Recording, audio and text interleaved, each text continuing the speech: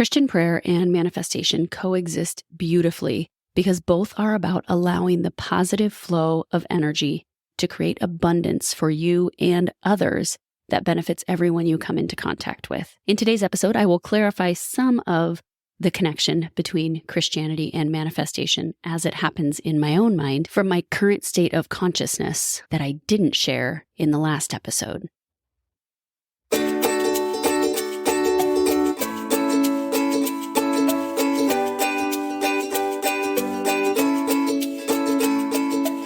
Welcome to Health, Harmony, and Happiness with Kathy. I'm your host, Kathy Stricker. I'm a state patrol wife, mama to 3 lively kiddos, a yoga teacher, certified NLP coach, and an energetic rhythms expert. As an energetic rhythms coach, I help action-taking women use their body's rhythms and the moon's cycle to optimize productivity and avoid burnout without letting their desire to remain in control alter their focus. And this podcast is all about doing just that and perhaps a bit more so that you can create your own path to health, harmony, and happiness. So come along with me and may this episode serve as a nudge to discover tools that could help you on your path towards more intentional living. Enjoy the show.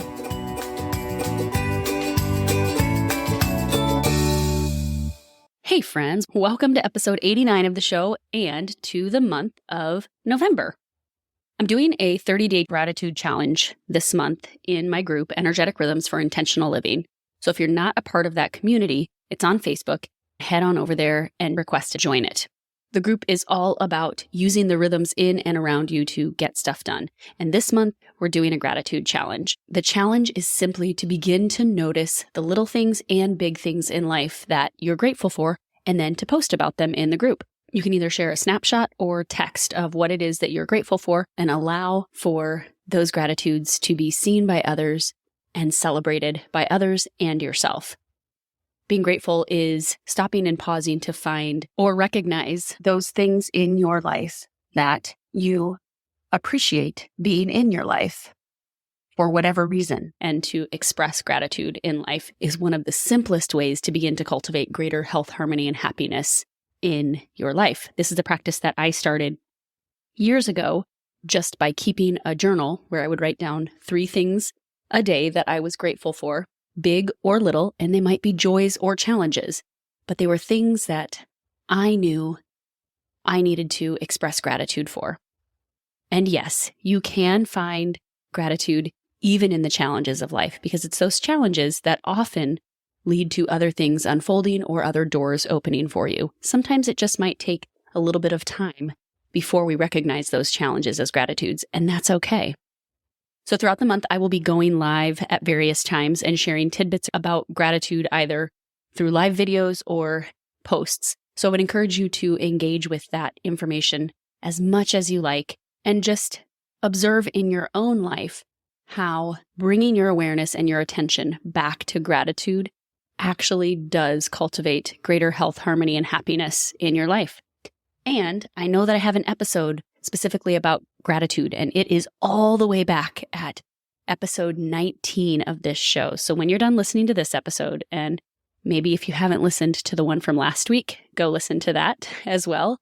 Then head back to episode 19 and listen to that short little ditty on gratitude. It's got some good tips and ideas on how you can begin to recognize gratitude more in your life. When you take just 30 seconds or a minute to pause and consider gratitude and what you have to be grateful for in your life, you get this clear view of where you're at right now and maybe even what you've gone through to get to that point.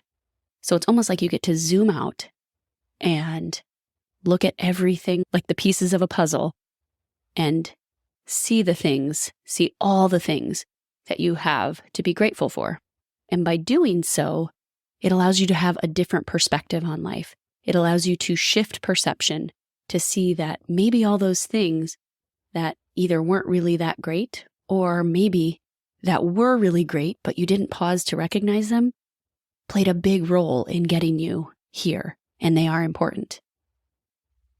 November, friends, is definitely all about gratitude, right? But it's also about letting go and wrapping things up because it brings us closer to the winter solstice, which is in December.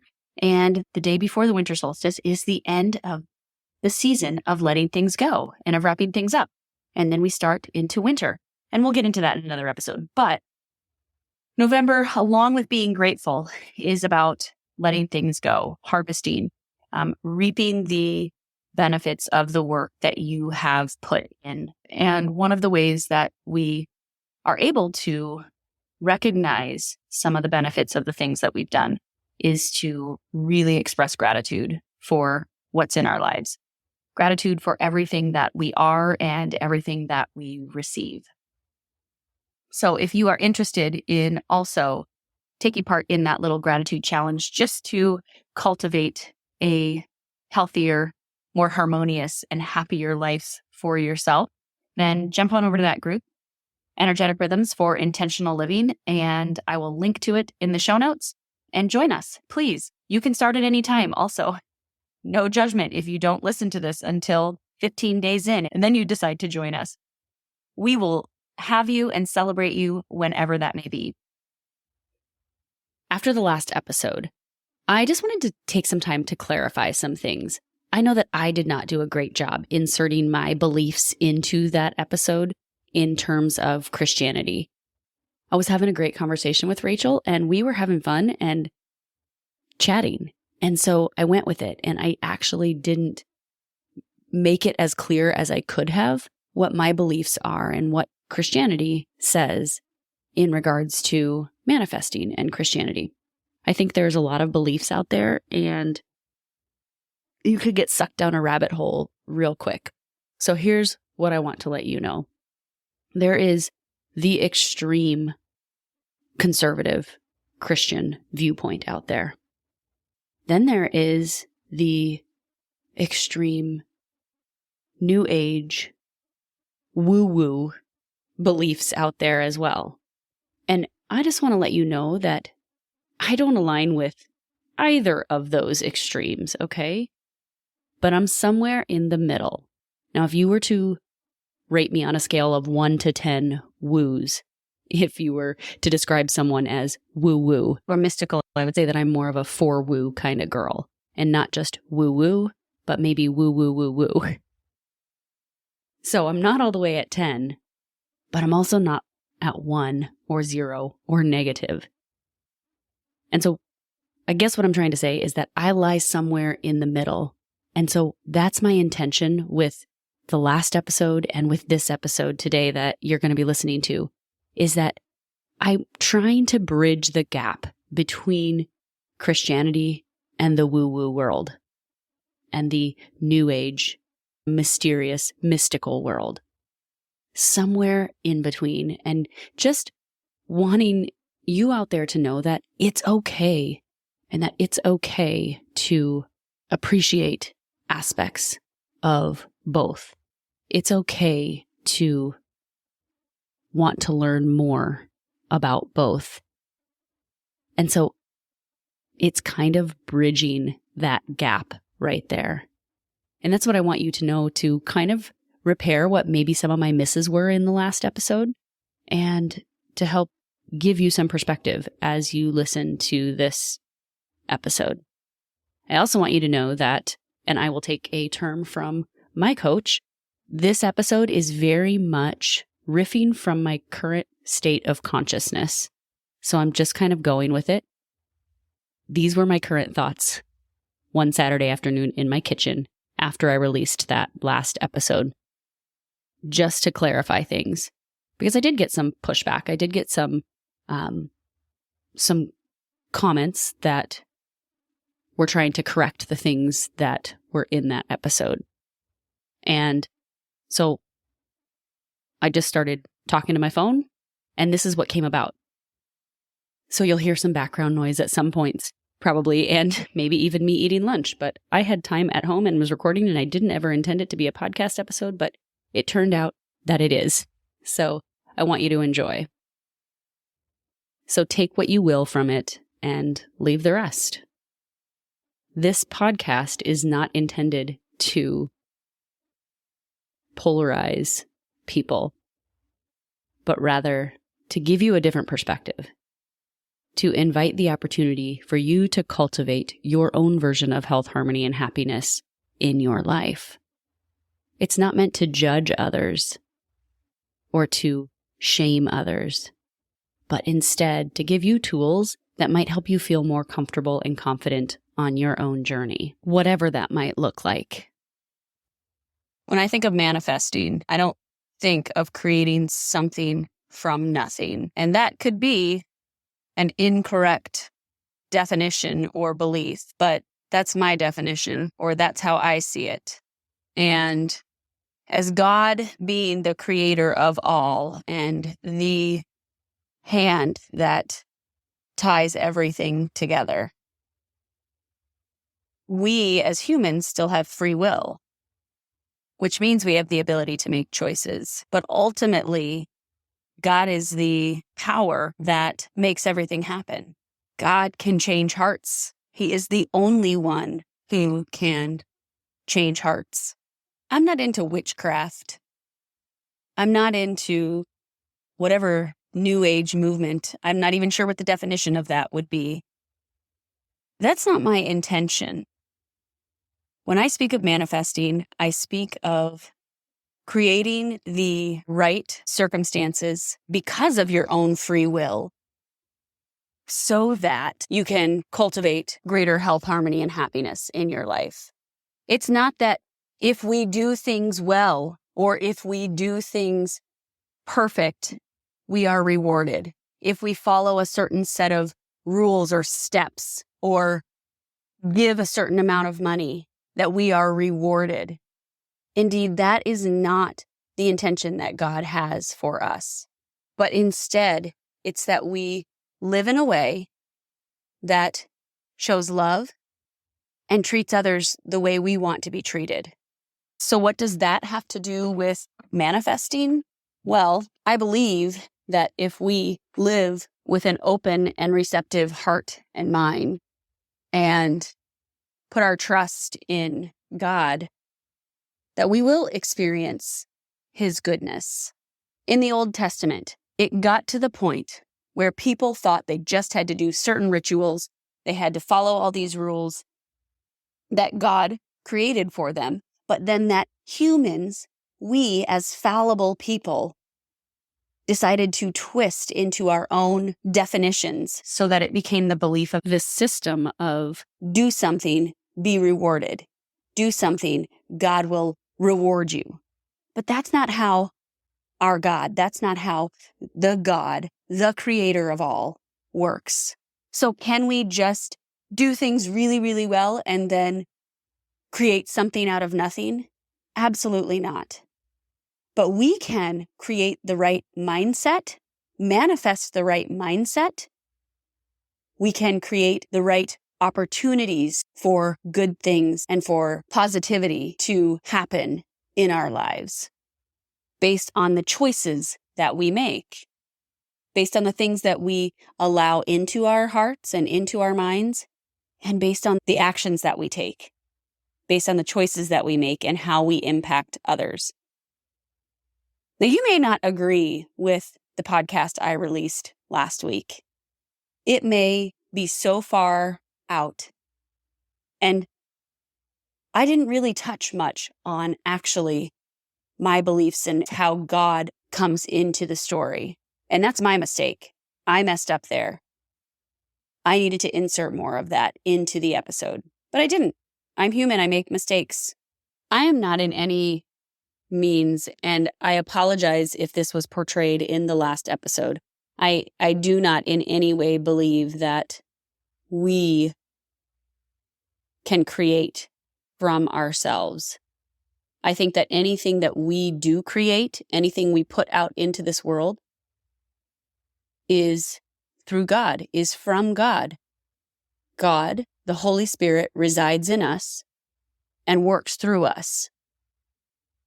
And if something is being used in a positive way and positively to make a positive impact in this world and share love and to help treat others the way they want to be treated, then it absolutely is from God. And if that means that you spend time focusing on the things that are important to you, the things that you desire, the people that you desire in your life, then create those opportunities in your mind so that you can see them, so that you can see God's work in all the little things around you. And perhaps those things that you do desire will come into your life because you are looking for them instead of focusing on the negative or the lack or the scarcity. Our thoughts create outcomes, right? Our thoughts don't necessarily create things like producing a rock right in front of me. I can't think that I want money and then it comes into me.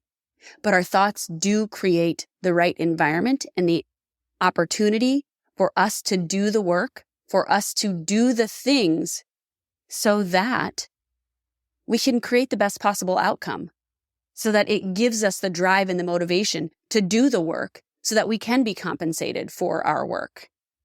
And that drive and motivation comes from the Holy Spirit, comes from God. I'm not in any way saying that we rely on ourselves and that autonomy is the thing, that we are the only ones who do that. My view of manifestation, and from a Christian perspective and standpoint, is that because we have free will, we get to decide how we show up in this world. We get to decide what we focus our minds on. We can't create something from nothing, but our thoughts do create the way that we perceive and the way that we encounter this world. Our thoughts create the things that we focus on, the things that we bring into our awareness. So if we're always focused on the negative, if we're always focused on what we don't have, then we will continue to experience that. But if we open our hearts, open our minds, and focus on the positive, focus on the goodness, the abundance that we do have in our lives, and give thanks to God. Indeed, give thanks to God for all the things, big and small, that we have in our lives. Then yes, why wouldn't we be able to see more of that in our lives, to call more of that in, simply because we are more aware and we are seeing more of it? And I guess when I talk of manifestation, that's what I think of. That's what I talk about. That's what I mean. Yes, we are all energetic beings with free will. Jesus was too. He talks about his power going out of him when the woman who had been bleeding for 12 years touched the tassels of his robe. Power is energy, right? It's energy on a cellular level. And if you believe that you have the Holy Spirit within you, you have that same power that Jesus had. I just look at it as maybe a little bit of a watered down version, but we still have the capacity to tap into it. And Jesus talks about that. He talks about using the energy we are provided by God to serve others, to do good in this world. Jesus created and healed and helped others through the same power that is within each one of us and that we have access to if we believe in him. We were given the gift of being able to work with that energy and to take ownership of our lives and align our thoughts and actions to make things happen through him. We still have the energy that connects to other people and things. Think of a time when you have thought of someone and then you see them, or you get a phone call from them or a text message from them. That's an energetic connection that you cannot argue with. Does God play a role in that? Absolutely. He puts the thoughts in your mind or the other person's mind to connect you. Absolutely. It's still energy. And it is still a connection that we can't even wrap our minds around. It is so big. And that's the beautiful thing of it all. But we have a choice then, when we think of that person, we have a choice to either ignore that thought or reach out to them and say, hey, you know what? I haven't talked to you in a while and I'm just thinking about you and I just want to let you know that I'm thinking about you. We have that choice as humans, or we can block that flow of energy. And then the next thing you know, maybe that person's gone from your life forever. So we get to decide. We get to use the energy that we are given. We get to use the Holy Spirit within us to either share positivity, share love, share goodness, or to block the flow of energy, to stay within ourselves, to stay withdrawn, to retreat, to not engage, to not go for the things that we want in this life. God does not ever say that it's all going to be unicorns and rainbows. It's not all going to be easy. It's through the challenges, through the struggles, through the low times that we receive this realization that we have to rely on a higher power, that it's not all from us. We aren't the ones who are all powerful. God is. And God can do amazing things. He can do amazing things. He can create life from nothing. He can create life from a single tiny seed. He is so powerful. There's no way we as humans could ever do that. Ever. And when we can, through science or whatever other means are out there, then it's because God planted the seed of the idea or the wisdom to know how to create something.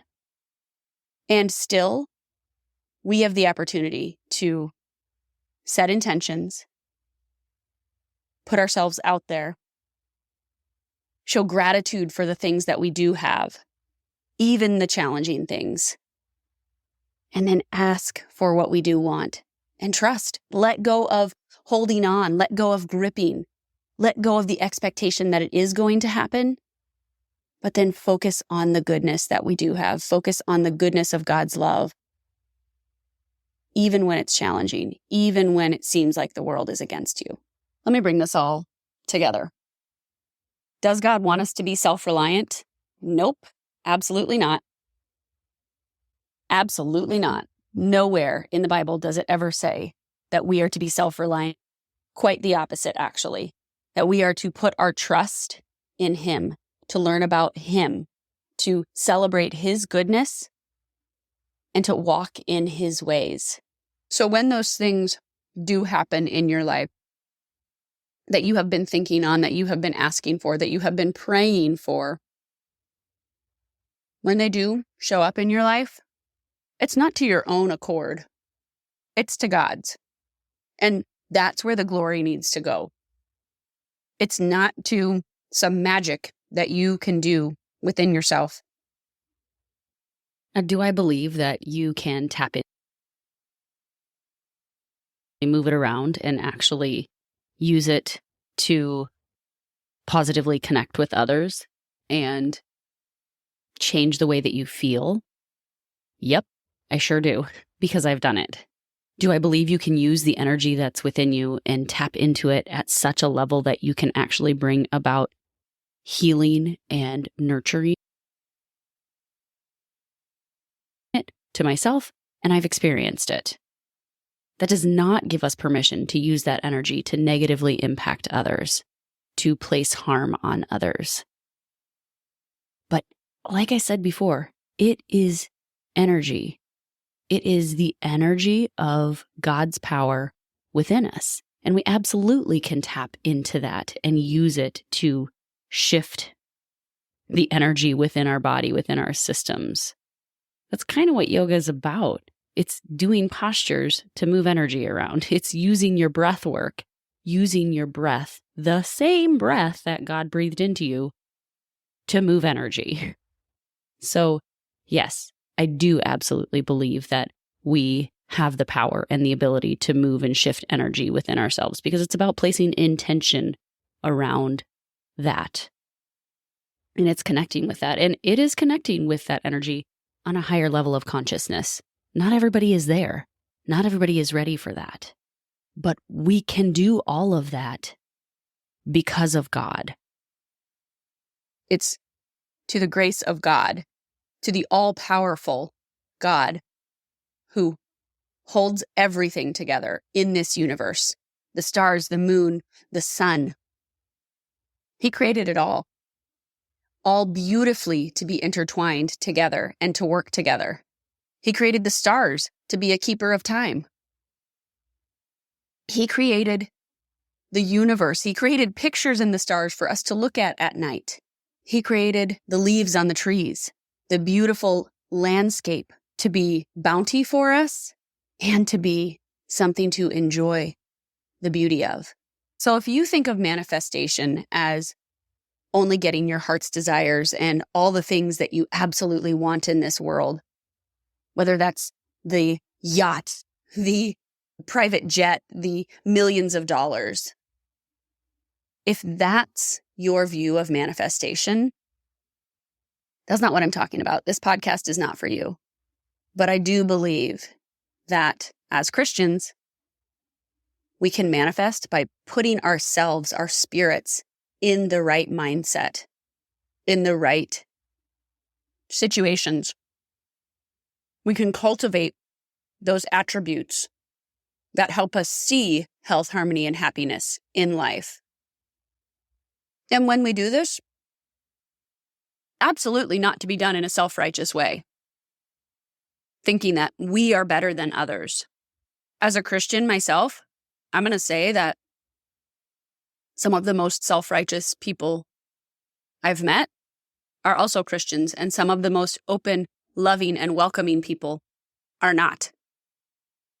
Some of the people who have the most mindset and actions that align with Jesus's, which was to love everyone, to not judge, are the people who are not Christians. Now, I also know a whole lot of people who are Christians who do have the heart of Jesus. But before you throw stones, take a hard look at yourself, is what I have to say. And I know I'm not completely right on this. I know I'm probably missing the mark in a lot of ways in this. But right now in my journey, in my faith journey, in my life journey, these are my thoughts. These are my beliefs. And I still love Jesus with all my heart. And I love God, and I know that He is the one that gives us those little God winks, those little nudges, like, hey, you thought about a keyboard? You think you need one? Here you go. I'm going to provide one for you. That wasn't me creating that. Of course not. Absolutely know that that was God. That was absolutely God saying, oh, here you go. Sometimes He gives us those little God winks or those God nudges. And you better believe that when I experience those, I give thanks to God because it's His energy, His power that is doing it all, not mine, not my own. I don't in any way think that. That's kind of a miracle when little things like that happen. And the only power who can create miracles like that is God. I'm Kathy Stricker. Thanks for tuning in, helping you flow with life's ups and downs. Cheers to cultivating your own version of health, harmony, and happiness in your life.